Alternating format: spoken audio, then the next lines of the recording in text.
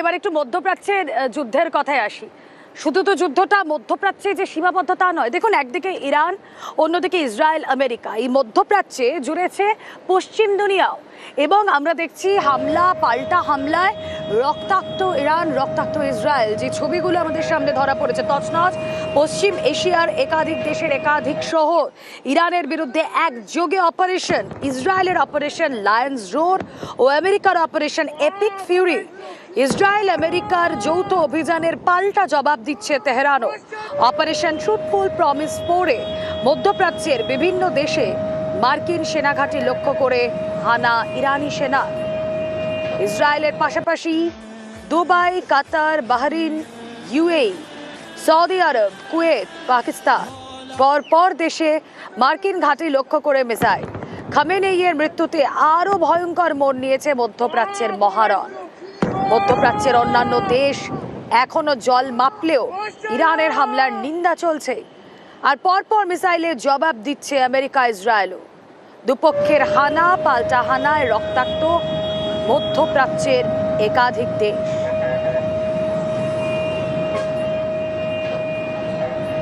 Israel আমেরিকার যৌথ হানার জবাব পশ্চিম এশিয়া জুড়ে মার্কিন সেনাঘাঁটি লক্ষ্য করে মিসাইল তেহরানের।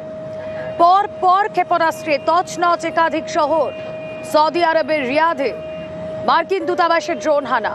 এক্সপোস্টে সারি সারি মিসাইলের ভিডিও দিয়ে সরাসরি ইসরায়েলকেও হুমকি, হয় তেল আভিভ ছাড়ুন নয়তো বাংকারে থাকুন বলে হুমকি।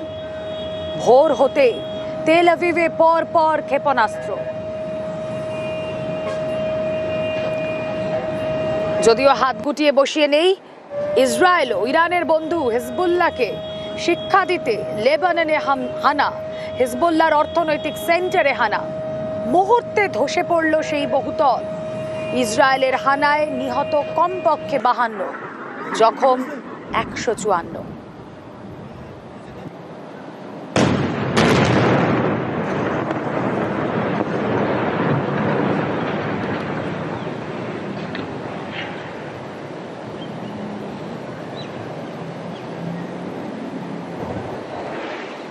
আর আগামী 4-5 সপ্তাহের মধ্যেই ইরান অভিযান শেষের টার্গেট ফের ঘোষণা করলেন মার্কিন প্রেসিডেন্ট ডোনাল্ড ট্রাম্প। তিনি কি বলছেন?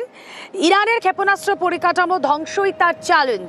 তেহরানের নৌসেনা ধ্বংসেরও চ্যালেঞ্জ ডোনাল্ড ট্রাম্পের। বিশ্বের 1 নম্বর রাষ্ট্রীয় মদতপুষ্ট সন্ত্রাসী দেশ ইরান। শুনবো মার্কিন প্রেসিডেন্ট ঠিক কি বলেছেন। Our objectives are clear. First, we're destroying Iran's missile capabilities, and you see that happening on an hourly basis, and their capacity to produce brand new ones, and pretty good ones they make. Second, we're annihilating their navy. We've knocked out already 10 ships at the bottom of the sea. Third, we're ensuring that the world's #1 sponsor of terror can never obtain a nuclear weapon through a deal that was signed foolishly by our country. We're ensuring that the Iranian regime cannot continue to arm, fund, and direct terrorist armies outside of their borders. আসুন এই বিষয়ে কথা বলি। আন্তর্জাতিক সম্পর্ক বিশেষজ্ঞ দেবাশিস নন্দী রয়েছেন সঙ্গে। দেবাশিস বাবু, স্বাগত জানাবো নিউজ 18 বাংলায়। আমি রুমেলা কথা বলছি আপনার সঙ্গে। দেখুন, মার্কিন প্রেসিডেন্ট ডোনাল্ড ট্রাম্প তিনি বারবার স্পষ্ট করছেন যে সন্ত্রাসে মদত পুষ্ট, সন্ত্রাসে মদত দেয় যে দেশ, তার মধ্যে অন্যতম হচ্ছে ইরান। তাকে ধ্বংস করাই, এই সন্ত্রাসী মদত ধ্বংস করাই মূল চ্যালেঞ্জ। কিন্তু এই সন্ত্রাসী মদত ধ্বংস করতে গিয়ে ইরানের ওপরই অ্যাটাকে, এই যে পাল্টা হামলাগুলো হচ্ছে, যে এত রিটালিয়েশন আসছে, প্যারালালি তো আরো একটা সন্ত্রাসের পরিবেশ তৈরি হচ্ছে। একদম ঠিকই বলেছেন। অর্থাৎ মার্কিন যুক্তরাষ্ট্রের যে ডবল স্ট্যান্ডার্ড পলিসি, সেটা আরেকবার প্রমাণিত হলো। যখন ওয়ার্ল্ড ট্রেড সেন্টার ধ্বংস হয়েছিল তখন মার্কিন প্রেসিডেন্ট জে.ডব্লিউ. বুশ জুনিয়র বলেছিলেন আন্তর্জাতিক সন্ত্রাসবাদের বিরুদ্ধে আমাদেরকে লড়াই করতে হবে, সেটা করেওছে। কিন্তু দেখা যাচ্ছে আরেক সন্ত্রাসবাদী রাষ্ট্র পাকিস্তান তাকে সঙ্গে নিয়েই করেছে এবং তাকেও এখন মদত দিচ্ছে। পাশাপাশি মধ্যপ্রাচ্যের যে আমেরিকার নীতি দেখা যায়, তারা ইরাকের বিরুদ্ধে একই কথা বলেছিল এবং গাদ্দাফির পরিচালিত যে লিবিয়া, তার বিরুদ্ধে একই কথা বলেছিল। আসলে হচ্ছে সেই দেশে দখল করে তেল সম্পদের অধিগ্রহণ এবং সেই দেশগুলোতে পাপেট সরকার গঠন। ইরানের বিরুদ্ধে সেটা করবে। ইরানের বিরুদ্ধে বিভিন্ন সময়ে আইআইএ এবং আমেরিকার যে বিশেষজ্ঞরা অভিযান চালিয়েছিল যে ইরান গোপনে পরমাণু বোমার পরীক্ষা নিরীক্ষা করে কিনা, সেটা প্রমাণ পায়নি। কিন্তু যেহেতু ইরান বশ্যতা মানেনি, অর্থাৎ সৌদি আরবের মতো অন্যান্য মধ্যপ্রাচ্যের দেশগুলোর মতো সুন্নি দেশগুলোর মতো বশ্যতা মানেনি, সেহেতু ইরানের উপর একটা ক্ষোভ রয়েছে। সেটা 80-র দশক থেকে হয়েছে, ইরাক ইরান যুদ্ধের সময় থেকে। সুতরাং এটা হচ্ছে একটা হাই টাইম আমেরিকার পক্ষে ইসরায়েলের সঙ্গে নিয়ে যে ইরানের উপর হামলা করা, এবং এই যুক্তিটা দিচ্ছে, প্রোপাগান্ডাটা এটা করছে যে ইরান সারা বিশ্বে, বিশেষ করে মধ্যপ্রাচ্যে, উত্তর আফ্রিকাতে সন্ত্রাসবাদ ছড়াচ্ছে, পাশাপাশি সেখানে গণতন্ত্র নেই, সেখানে পলিটিক্যাল ইসলাম, সেটা র্যাডিক্যালিজমের কথা বলছে। সুতরাং এই কারণ দেখিয়ে ইরানের উপর হামলা করতে চাইছে। কিন্তু এটা করার ফলে যেটা হচ্ছে, আপনি খুব সুন্দরভাবে বললেন উপস্থাপনা করতে গিয়ে প্রথমে, যে এটা তো পাল্টা যে রিটালিয়েশন হচ্ছে, সে তো অনেক লোক মারা যাচ্ছে। অর্থাৎ এন্টার মধ্যপ্রাচ্যের যদি রাজনৈতিক ইতিহাস দেখি, তাহলে দেখবেন 80-র দশক এবং তার আগে থেকে শুরু করে বিভিন্ন সময়ে আমেরিকার যে ইনভলভমেন্ট, সেখানে মধ্যপ্রাচ্যের ভালো কিছু হয়নি। উপরন্তু মধ্যপ্রাচ্যের যে আমেরিকার অনুগামী রাষ্ট্রগুলো, তাদের ক্ষতি হয়েছে। কারণ আমেরিকা কখনো চায় না মধ্যপ্রাচ্যে গণতন্ত্র ফিরুক, স্থিতিশীলতা ফিরুক। অর্থাৎ এই উত্তেজনা থাকলে আমেরিকার যে আধিপত্য, সেটা আরেকবার প্রমাণ করতে পারবে মধ্যপ্রাচ্যের রাজনীতিতে।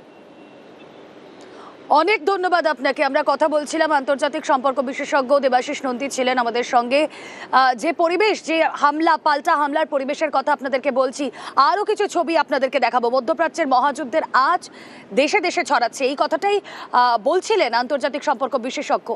এর আজ শুধুমাত্র মধ্যপ্রাচ্যে সীমাবদ্ধ নেই। এখন ইরানে মার্কিন আগ্রাসনের অভিযোগে বিক্ষোভ, আমেরিকার মাটিতেই জোরালো ট্রাম্প বিরোধিতা, এশিয়ার একাধিক দেশ, সেখানেও ছড়িয়েছে যুদ্ধের আজ। বাহরিনে ককটেল বম নিয়ে বিক্ষোভ, গাড়ি লক্ষ্য করে এলোপাথারি ককটেল বম্বিং। আগে বিক্ষোভ পাকিস্তানের করাচিতেও, বিক্ষোভের আজ ভারতের শ্রীনগরে।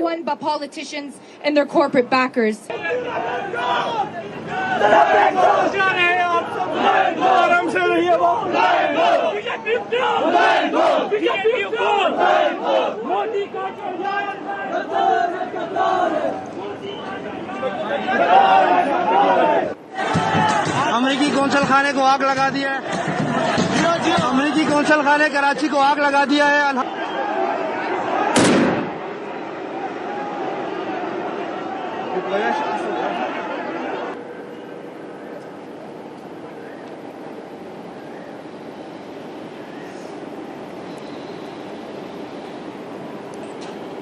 শুধুমাত্র মধ্যপ্রাচ্যে সীমাবদ্ধ নয় এই যুদ্ধের আজ, দেশে দেশে ছড়িয়ে পড়ছে ক্ষোভ, বিক্ষোভ। আগে এই বিক্ষোভ পাকিস্তানের করাচিতেও, বিক্ষোভের আজ ভারতের শ্রীনগরেও।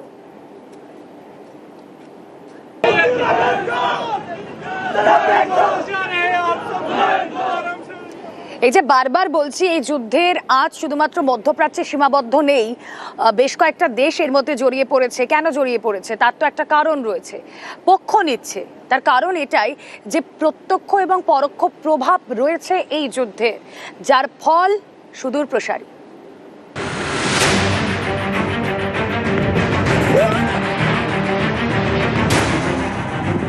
কুরুক্ষেত্র হোক বা ট্রয়, প্রথম ও দ্বিতীয় বিশ্বযুদ্ধ, প্রায় সব দেশকেই কোনো না কোনো পক্ষ নিতে হয়েছে। লাভ ক্ষতির অঙ্ক কষে এই যুদ্ধেও কেউ আমেরিকা ইসরায়েলের পাশে, কেউ আবার ইরানের পাশে। প্রকাশ্যে বা আড়াল থেকে ইসরায়েল ও আমেরিকা দীর্ঘদিনের বন্ধু রাষ্ট্র। গাজা হামলার সময় ট্রাম্প প্রকাশ্যেই সমর্থন জানিয়েছিলেন ইসরায়েলের প্রধানমন্ত্রী নেতানিয়াহুকে। অনেক আরব দেশই ইরানের বিরুদ্ধে যুদ্ধে আমেরিকা ইসরায়েলের পাশে দাঁড়িয়ে হাত শক্ত করছে।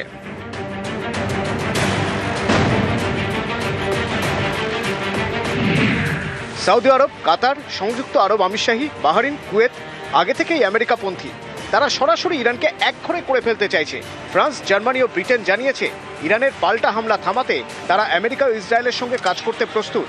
এই তিন দেশের নেতারা এক যৌথ বিবৃতিতে এই অবস্থান জানিয়েছেন। বিবৃতিতে লেখা হয়েছে, ইরান যেভাবে নির্বিচারে ও মাত্রাতিরিক্ত ক্ষেপণাস্ত্র হামলা চালিয়েছে তা হতবাক করেছে। এসব হামলা ওই অঞ্চলের বিভিন্ন দেশের উপরে হয়েছে।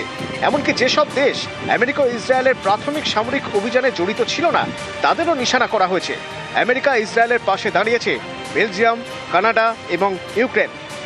ইউরোপ এবং আরবের কিছু দেশ যেমন ইসরায়েল আমেরিকার পক্ষে, তেমনি ইরানের সমর্থনেও দাঁড়িয়েছে কিছু দেশ।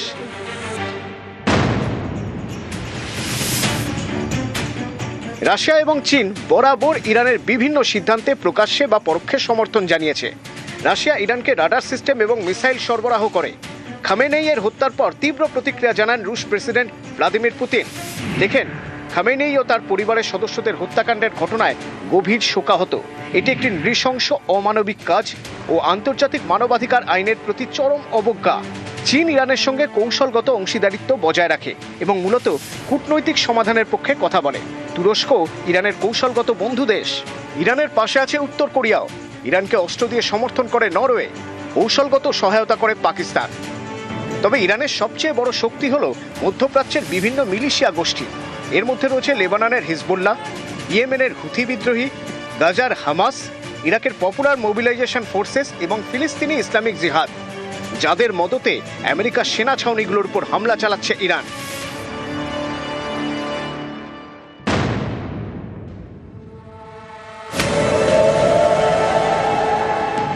ভারত শান্তির পক্ষে।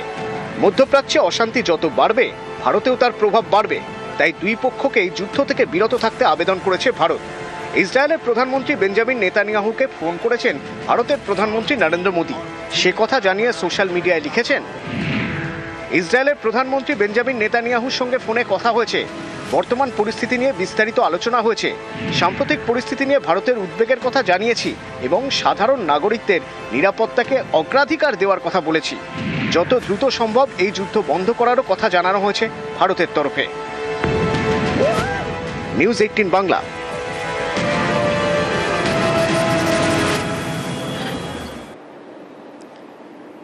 যুদ্ধ বিধ্বস্ত মধ্যপ্রাচ্যে আংশিক খুলল আকাশপথ। পশ্চিম এশিয়ার একাধিক দেশে আটকে পর্যটক প্রবাসীরা। একসঙ্গে এত দেশ থেকে আটকে পড়াদের ফেরানোর চ্যালেঞ্জ। উদ্বেগ দুশ্চিন্তার মধ্যেই আটকে পড়াদের ফেরাতে তৎপর কেন্দ্র। একাধিক বেসরকারি সংস্থার সঙ্গে কথা বলে বন্দোবস্ত। আকাশপথ আংশিক খুলতেই দুবাই সৌদি থেকে পরপর বিশেষ বিমান। আকাশপথ আংশিক খুলতেই দুবাই সৌদি থেকে পরপর বিমান ছাড়ছে।